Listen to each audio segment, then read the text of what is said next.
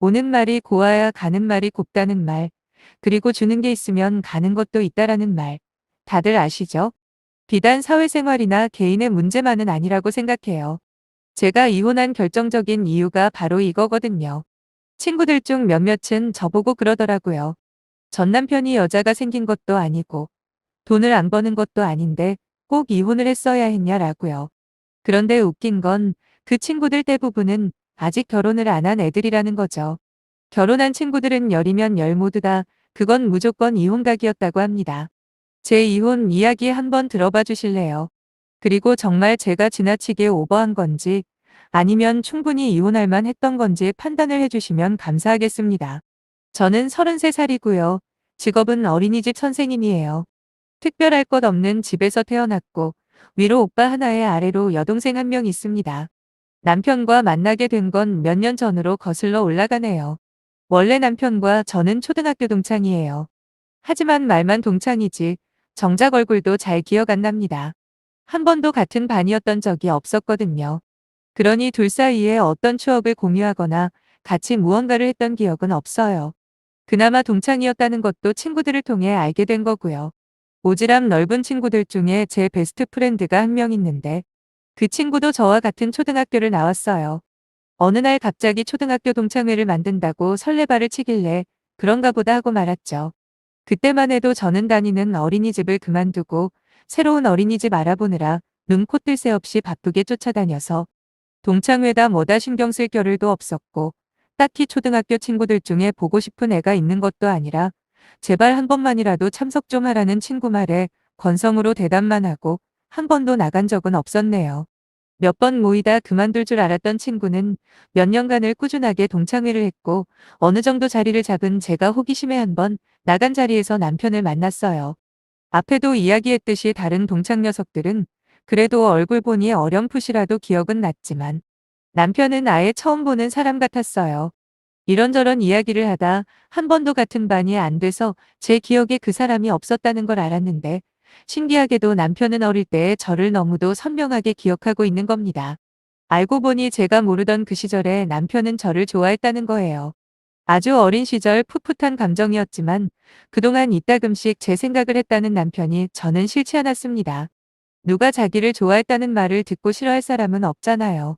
그 뒤로 저는 동창회가 있을 때마다 꼬박꼬박 참석을 했고 누가 먼저랄 것도 없이 남편과 저는 사귀는 사이가 되었죠. 친구들도 축하해주고 저도 오랜만에 시작하는 연애에 사뭇 들떠 있었어요. 참고로 제가 다니던 어린이집을 옮기게 된 이유가 전에 사귀던 남자친구 때문이었거든요. 어린이집 원장 선생님이 하도 자기 남동생을 소개시켜주길래 모시기는 척 나갔는데 너무 괜찮은 사람이 나온 겁니다. 학벌도 좋고 외모도 준수하고 다정한 성격까지 뭐 하나 빠지는 데가 없는 사람이라 사귀는 도중에도 과분하다 생각은 했는데 역시 그 사람도 자기가 저에 비해 과분하다고 생각했나 봐요. 글쎄 저랑 사귀면서 양다리도 아니고 세 다리 네 다리까지 걸쳤더라고요. 그래서 그 남자와 헤어지고 자연스럽게 원장 선생님과도 사이가 틀어졌죠. 저는 저대로 남동생이 잘못해서 헤어졌다고 생각했고 원장 선생님 입장에선 저를 통해 자기 동생이 했던 더러운 짓들이 까발려질까 불편했던 모양이더군요.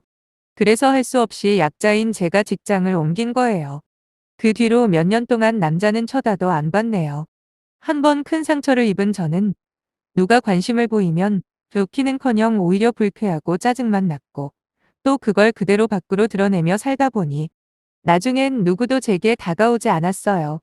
그러다 조금씩 마음의 상처가 치유되던 찰나 남편을 만난 거죠. 지금은 끔찍한 악연이라고 생각하지만 그때 당시에는 하늘이 내려준 귀한 인연이라고 생각하고 만났습니다. 그리고 결혼을 했고 저는 남편에게 한 가지 약속을 받았어요. 저뿐만 아니라 요즘 결혼하는 신부들 중에 꽤 많은 비율로 이 약속은 꼭 하고 결혼을 한다 들었는데 뭐냐 하면 시가에 하는 건 전적으로 사위인 남편이 얼마나 하느냐에 달린 거다. 뭐 이런 거예요.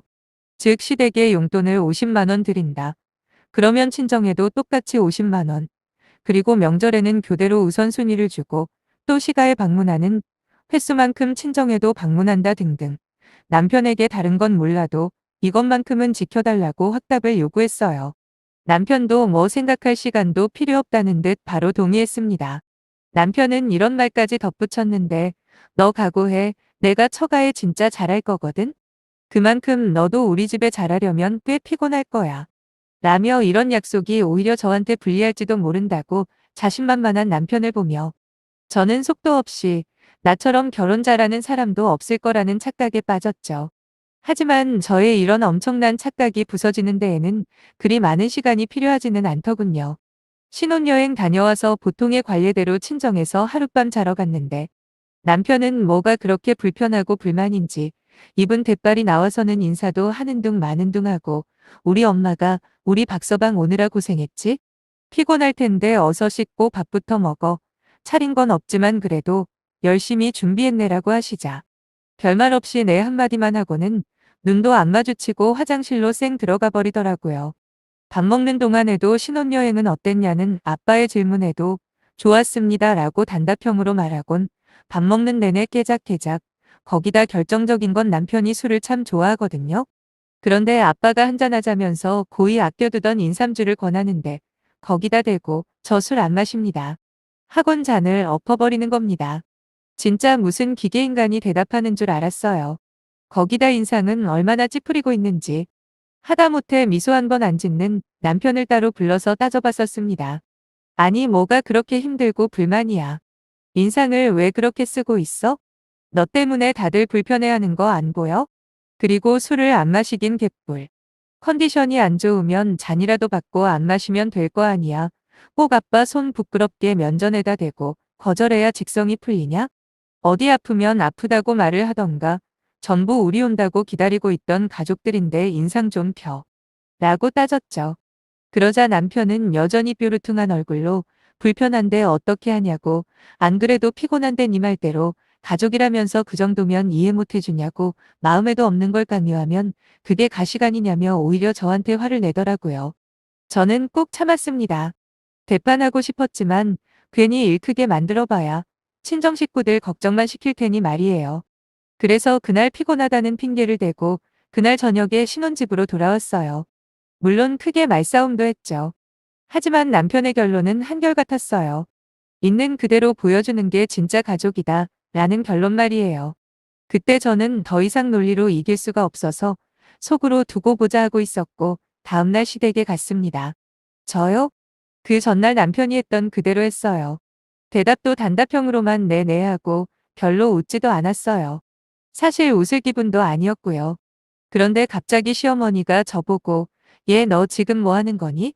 아니 시댁에 와서 무슨 인상을 그렇게 쓰고 있는 거야? 나한테 뭐 불만 있니? 이거 원 며느리 무서워서 살겠나?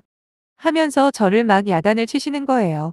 그래서 저는 죄송해요. 제가 어제 잠을 잘 못 자서 피곤해서 그래요. 몸도 좀 안 좋고요. 이해해 주세요. 어머님.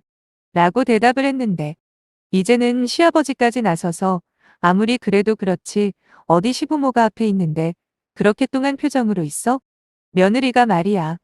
하고 보태시는데 순간 열이 확 받는 겁니다. 당장 그 전날 남편이 했던 행동들이 떠올라서 말이에요. 사실 남편이랑 똑같이 하고 싶었지만 그러진 못했습니다. 나름 미소도 지으려고 노력하고 최대한 예의는 갖춰드렸습니다. 남편처럼 대놓고 그러지도 않았는데 우리 집에선 그 누구 하나 남편의 그런 태도를 지적하는 사람이 없었음에도 불구하고 시부모님은 바로 난리를 치시니 너무도 불합리하고 억울하더라고요. 그래서 남편을 쳐다봤죠. 그랬더니 또 시어머니가 막 화를 내시는 겁니다. 남편 째려봤다고요. 정말 기가 막혔네요. 그때 남편은 뭐 하고 있었는 줄 아세요? 저희가 선물로 사간 약과 세트에서 약과 꺼내서 처묵처묵하고 있더군요. 마치 제가 혼나는 건 안중에도 없다는 듯이 말이에요.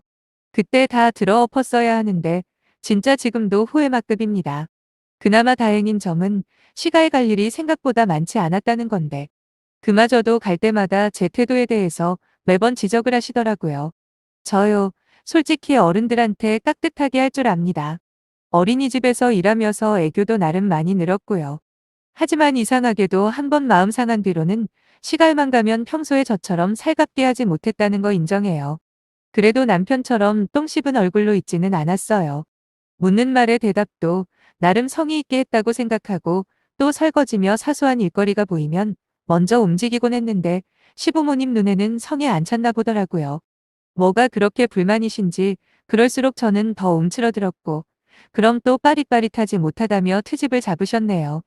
시가에 다녀온 날이면 저흰 매번 다투기 일쑤였습니다.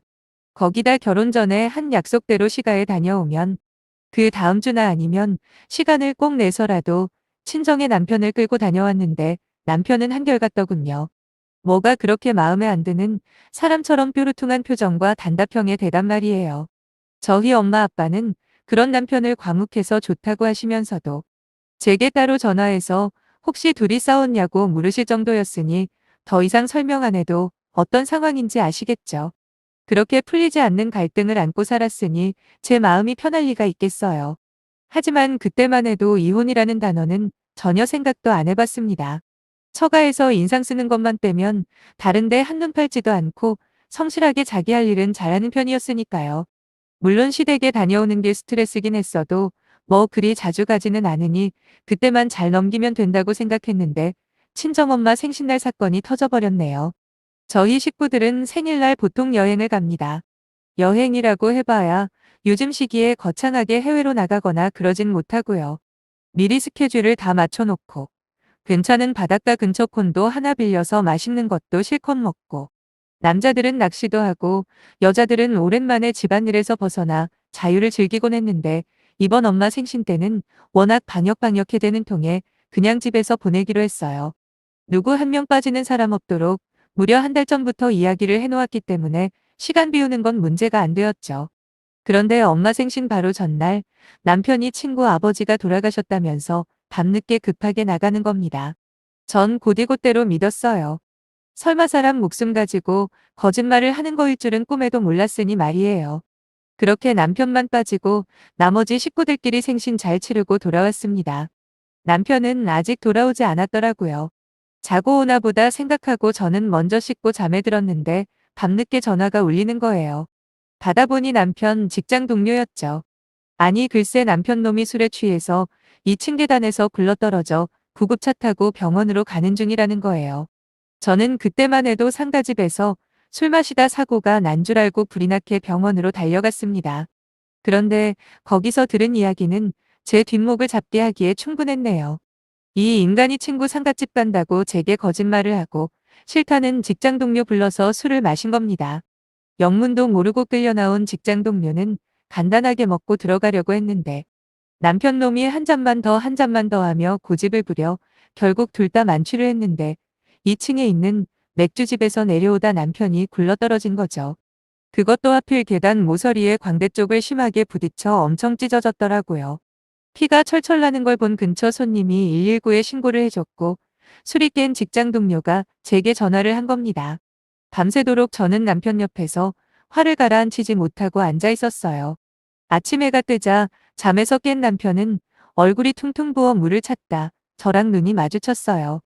제가 미친 듯이 노려보고 있었거든요. 너무 화가 난 저는 남편에게 어떻게 된 거냐고 물어봤습니다.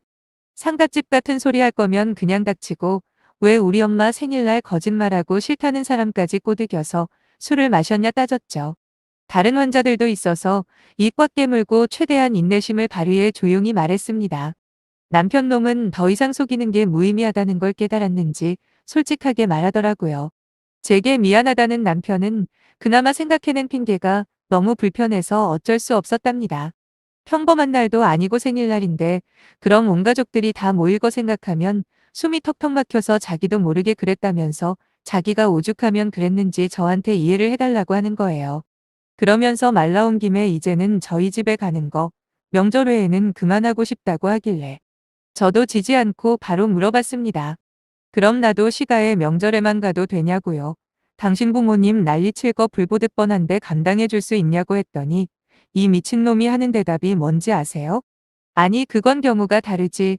사위하고 며느리하고 똑같아? 생각 좀 하고 말해. 정말 병원만 아니었으면 바로 싸대기 날렸을 거예요.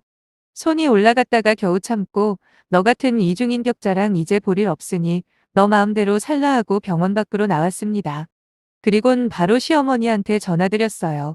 어제 있었던 일부터 지금 남편이 며느리랑 사위랑 같냐는 말도 안 되는 소리까지 모두 전해드렸더니 그 아들의 그 어미라고 시어머니 역시 오죽하면 그런 거짓말까지 했겠냐며 틀린 소리 하나도 없구만 이러시네요. 더 이야기해봐야 말이 안 통할 것 같아서 그냥 이혼할 테니 그리하시라 한마디 하고 끊어버렸네요. 바로 이혼 서류 준비해서 보냈고요. 엄마 아빠에게는 최대한 순화시켜서 말씀드렸지만 바로 짐작을 하시고는 그래 잘 생각했다. 너가 싫으면 우리도 싫다. 너무 속상해하지 말고 당분간은 마음 안 다치게 아무 연락하지 말고 좀 쉬는 게 좋겠다. 하시더라고요. 실제로 다음 날부터 남편이고 시어머니고 바리바리 전화며 문자가 오기 시작하더라고요. 저는 아예 신경도 안 썼어요. 그리고 오늘이 6개월째 되네요. 다시 어린이집 다니며 잘 살고 있습니다. 그런데 어제 오랜만에 만난 친구들 중에 몇 명이 제 이혼 이야기를 듣고 너무 심했다고 하길래 다른 분들도 그렇게 생각하나 갑자기 궁금해져서 이렇게 여기에 사연을 신청해 봅니다. 일단 저는 100번 잘했다 생각하고 있고요. 다시 선택하라고 해도 똑같은 선택을 할 거예요. 후회도 없고 지금 혼자 사는 게 훨씬 편하네요. 앞으로 결혼 생각은 없는데 또 모르죠.